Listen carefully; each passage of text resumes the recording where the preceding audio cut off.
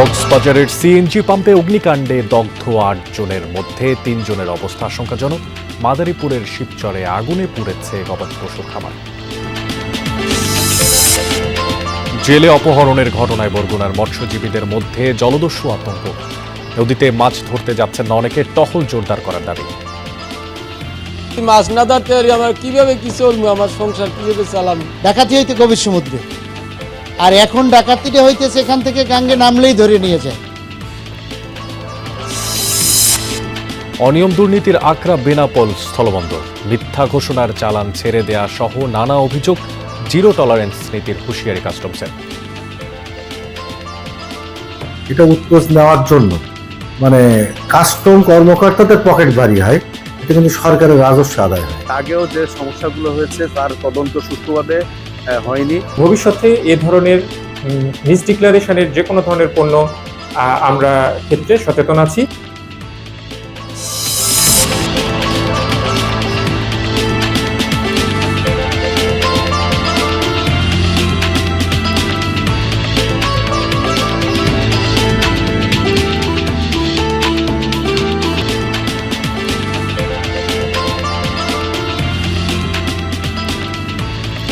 সবাইকে আমন্ত্রণ জানাচ্ছি সংবাদ সারা দেশে। আপনাদের সঙ্গে আছি আমি মশিউর অনিক। এতক্ষণ শিরোনাম দেখছিলেন, এবার বিস্তারিত। কক্সবাজারে গ্যাস পাম্পে অগ্নিকাণ্ডে দগ্ধ ৮ জনের মধ্যে ৩ জনের অবস্থা আশঙ্কাজনক বলে জানিয়েছে চিকিৎসকরা। একজনকে নেওয়া হয়েছে চট্টগ্রাম মেডিকেলের আইসিইউতে। এছাড়া দগ্ধ ৫ জনকে হাসপাতালটির বার্ন ইউনিটে চিকিৎসা দেওয়া হচ্ছে। গতরাতে কক্সবাজারের কলাতলিতে একটি এলপিজি স্টেশনে আগুন লাগে। আগুন ছড়িয়ে পড়ে পাশের গ্যারেজ ও কয়েকটি বসত ঘরেও। খবর পেয়ে ঘটনাস্থলে যায় ফায়ার সার্ভিসের ৮টি ইউনিট। আগুন নেভাতে তাদের সাথে যোগ দেন সেনাবাহিনী ও নৌবাহিনীর সদস্যরাও। ২ ঘন্টার চেষ্টায় নিয়ন্ত্রণে আসে আগুন। অগ্নিকাণ্ডে গ্যাস পাম্পের পাশাপাশি পুড়ে গেছে পাশের গ্যারেজে থাকা অন্তত ২০টি যানবাহন ও কয়েকটি বসতঘর। স্থানীয়রা জানায়, গতকালই পাম্পটি উদ্বোধন করা হয়। এরপর থেকেই পাইপের লিকেজ থেকে গ্যাস বের হতে থাকে। মেরামতের চেষ্টা করেও ব্যর্থ হয় পাম্প কর্তৃপক্ষ। এক পর্যায়ে আগুন লেগে তা দ্রুত ছড়িয়ে পড়ে। দগ্ধ ৮ জনের মধ্যে ২ জনকে প্রাথমিক চিকিৎসা দিয়ে ছেড়ে দেওয়া হয়েছে।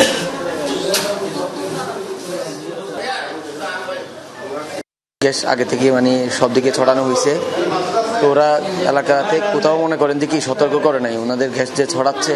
উনি মানুষ উদ্ধার করার জন্য যাচ্ছিলেন আর কি ফায়ার সার্ভিসদের সাথে। যখন বিস্ফোরণ হয়েছে তখন ওনার গায়ে আগুন আসে। ৬টা রোগীর মধ্যে হচ্ছে একজন ৯০% বার্ন, একজন ৫০%, একজন ৪০%, একজন ৩০%, বাকি দুজন হচ্ছে ২০%। আবার ৬টা রোগীরই কিন্তু ইনহেলেশন ইনজুরি আছে। আমরা যেহেতু আইসিইউতে শিফট করে ফেলতেছি, আশা করি এই মুহূর্তে আমাদের ঢাকা পাঠানোর কোনো প্ল্যান নাই। আমাদের আইসিইউ পেয়ে গেলে পেশেন্টার বাকি ট্রিটমেন্ট অ্যাকর্ডিং টু প্রোটোকল এটা চলবে। এ বিষয়ে আরও তথ্যপত্র জানাতে চট্টগ্রাম মেডিকেল কলেজ হাসপাতাল থেকে যুক্ত হচ্ছেন আমাদের সঙ্গে সহকর্মী জুবায়ের রিফাত। রিফাত, দগ্ধদের ব্যাপারে জানছিলাম, চিকিৎসকের কথাও শুনছিলাম। জানতে চাই যে ৩ জনকে আইসিইউতে নিয়ে যাওয়া হচ্ছে তাদের সবশেষ অবস্থা কি এবং বাকিদেরকে ঢাকায় পাঠানোর কোনো প্রস্তুতি চলছে কিনা?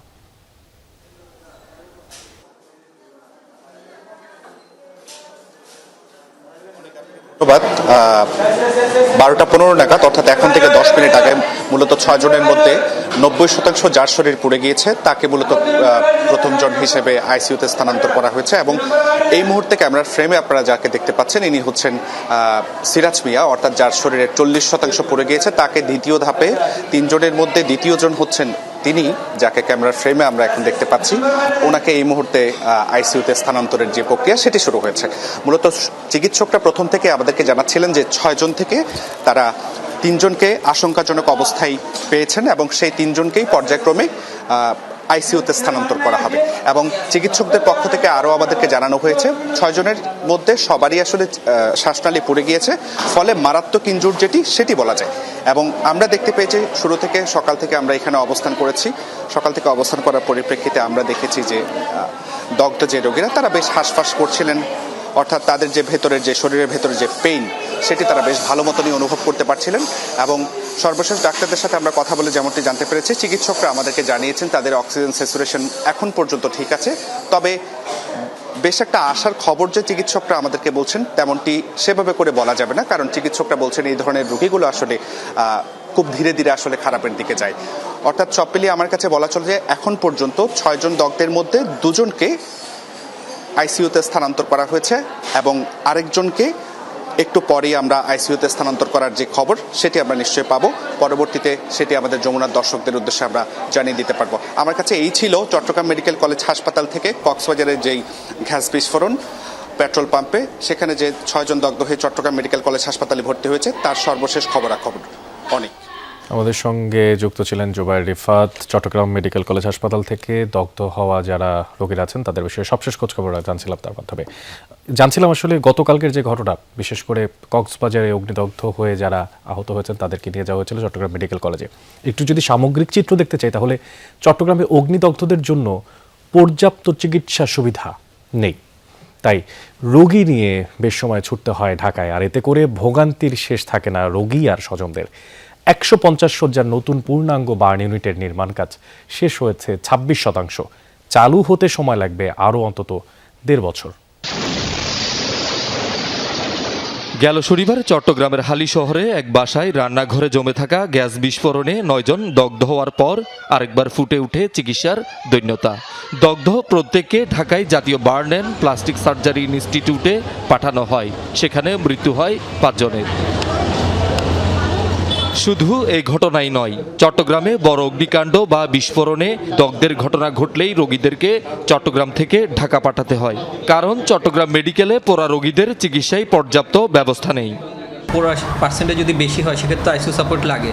তো এই জন্য আমরা যদি আগে থেকেই যদি আমরা তাদেরকে যদি তারা ঢাকা চলে যেতে পারে, সেখানে যেহেতু বার্ন প্লাস্টিক ইনস্টিটিউটের ডেডিকেটেড বার্ন আইসিইউ অ্যাভেলেবল আছে তাদের জন্য, তাহলে সেক্ষেত্রে রোগীদের লাইফটা সেভ হওয়ার সম্ভাবনাটা বেড়ে যায় আর কি। কারণ আমাদের এখানে দেখা যায় বেশিরভাগ সময় আমরা যদি কল দিই তাহলে আইসিইউ বেডটা খালি থাকে না।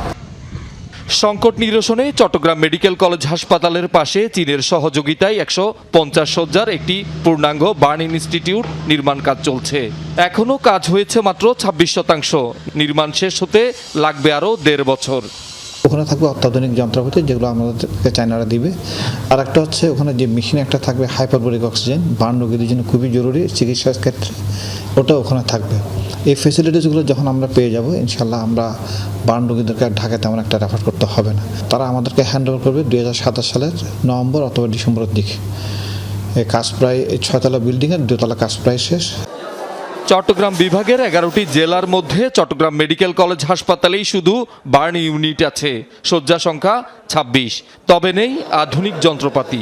যে কি আমাদের না তো সিরিয়াস সমস্যা না চিকিৎসার সমস্যা, বেশিরভাগ যদি দেখা যায় যে কি আমাদেরকে ঢাকায় প্রেরণ করে দেয়, ঢাকায় রেফার করে দেয়।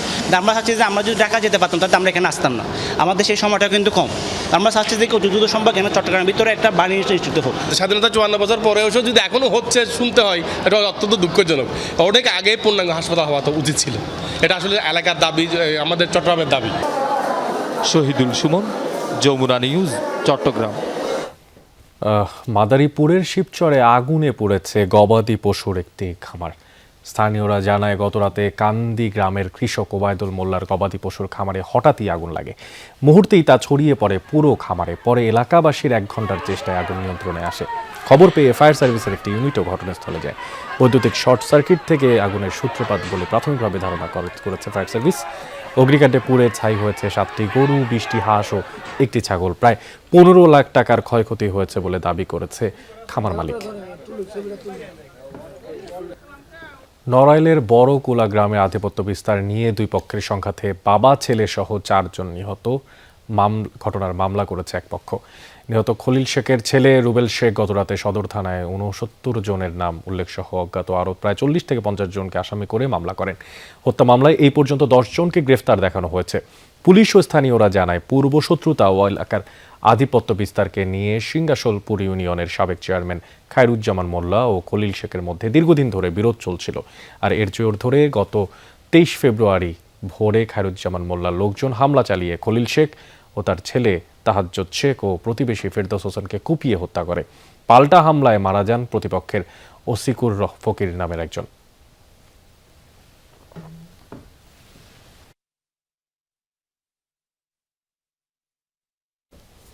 সাম্প্রতিক সময়ে বরগুনায় জলদস্যুদের অস্ত্রের মুখে কয়েকজন জেলে অপহরণের ঘটনার পর আতঙ্ক ছড়িয়েছে মৎস্যজীবীদের মধ্যে। ভয়ে নদীতে মাছ শিকার করতে যাচ্ছেন না অনেকে। আর এই অবস্থায় কোস্টগার্ড, নৌ পুলিশের টহল ব্যবস্থা জোরদারের দাবি তাদের। এদিকে কোস্টগার্ড, র্যাব ও নৌ পুলিশের সমন্বয়ে কম্বাইন্ড অপারেশন পরিচালনার কথা জানিয়েছে পুলিশ সুপার। দক্ষিণাঞ্চলের উপকূলীয় জেলা বরগুনা।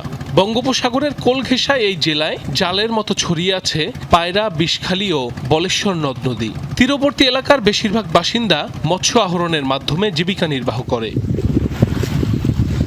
গত ৮ জানুয়ারি সুন্দরবনের কটকা এলাকায় নৌকা নিয়ে মাছ ধরছিলেন পাথরঘাটা উপজেলার পদ্মা গ্রামের বাসিন্দা সিদ্দিক মিয়া।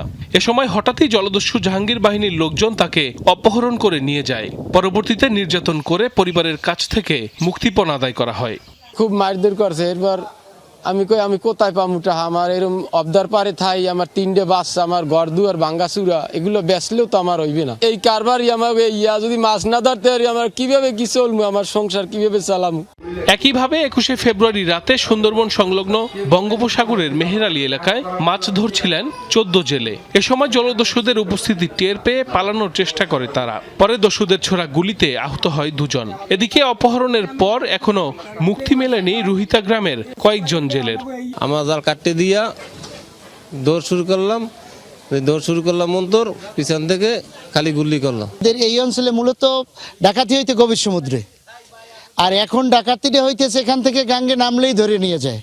ঈদ সামনে রেখে জলদস্যুদের এমন কর্মকাণ্ডে আতঙ্ক বেড়েছে স্থানীয়দের। পরিবারের কথা ভেবে অনেকেই নদীতে মাছ শিকার থেকে বিরত থাকছে। এ অবস্থায় কোস্টগার্ড, নৌ পুলিশের টহল ব্যবস্থা জোরদারের পাশাপাশি জনপ্রতিনিধিদের হস্তক্ষেপ চান মৎস্যজীবীরা। আমরা চাই অতি অবশ্যই আমাদের এমপি মহোদয় সব পর্যালোচনা হস্তক্ষেপ করছি যাতে ডাকাত নির্মূল হয়। আমরা তো সংখ্যায় আছি যে কোন সময় আমাদের বাজার অ্যাটাক করে, কোন সময় আমার বাড়ি ঘর অ্যাটাক করে ফেলায়। ডাকাত জল যদি সুন্দরবনে থাকে তাইলে সাগরে এমনি যাইলে আর যাবে না, মাছও পাবে না, আর তাদের না খাইয়েই থাকতে হবে। কোস্টগার্ড, র্যাব ও নৌ পুলিশের সমন্বয়ে কম্বাইন্ড অপারেশন পরিচালনার আশ্বাস পুলিশ সুপারের। কোস্টগার্ড, নৌ পুলিশ এবং আমাদের সমন্বয়ে, জেলা পুলিশের সমন্বয়ে সবাই মিলে আমরা মিটিং করব। মিটিং করে খুব দ্রুত আমরা একটি সমন্বিত অপারেশনাল প্ল্যান করব এবং আমরা অভিযান পরিচালনা করব যেন জেলেরা নির্বিঘ্নে নিশ্চিন্তে মাছ শিকার করতে পারে এবং তাদের জীবিকা নির্বাহ করতে পারে। জেলার 6টি উপজেলায় জেলে রয়েছে প্রায় 2 লাখ। এর মধ্যে নিবন্ধিত জেলের সংখ্যা প্রায় 50,000। সাইফ আহমেদ, যমুনা নিউজ। বঙ্গোপসাগর ও সুন্দরবনে জলদস্যু নির্মূলের দাবিতে বরগুনায় মানববন্ধন ও সমাবেশ করেছেন মৎস্যজীবী ট্রলার মালিক সমিতি ও জেলেরা। সকালে বরগুনার পাথরঘাটা গোল চত্বর এলাকায় এই মানববন্ধন হয়। বক্তারা জানান, জলদস্যুরা প্রায়ই জেলেদের সবকিছু লুট করে নিয়ে যায়। এছাড়া অপহরণ করে মুক্তিপণ দাবি করেন তারা। সাগর ও সুন্দরবনে অভিযান পরিচালনা করতে সংশ্লিষ্ট কর্তৃপক্ষের প্রতি আহ্বান জানান ভুক্তভোগীরা। জলদস্যু নির্মূল না হলে কঠোর আন্দোলনের হুঁশিয়ারিও দেওয়া হয় মানববন্ধন কর্মসূচি থেকে। পরে পাথরঘাটা উপজেলা নির্বাহী কর্মকর্তার মাধ্যমে সংশ্লিষ্ট বিভিন্ন দপ্তরে স্মারকলিপি প্রদান করা হয়। ফেনীর মহিপালে ঢাকা চট্টগ্রাম মহাসড়কে 2টি মালবাহী ট্রাকের সংঘর্ষ হয়েছে। সকালে 7টা নাগাদ মহিপাল এলাকায় এই দুর্ঘটনা ঘটে। এই সময় মালবাহী ট্রাক দুটিতে আগুন লেগে যায়। পরে ফায়ার সার্ভিস ঘটনাস্থলে গিয়ে আগুন নিয়ন্ত্রণে আনে। মহিপাল হাইওয়ে থানার অফিসার ইনচার্জ জানান, দুর্ঘটনায় আহত 2 জনকে হাসপাতালে পাঠানো হয়েছে। আর ফেনীর 250 শয্যা হাসপাতালের চিকিৎসক জানিয়েছেন, আহত একজন চিকিৎসাধীন, তার অবস্থা আশঙ্কাজনক নয় বলেও নিশ্চিত করা হয়েছে। আহত অপরজন চিকিৎসা নিয়ে বাড়ি চলে গেছেন।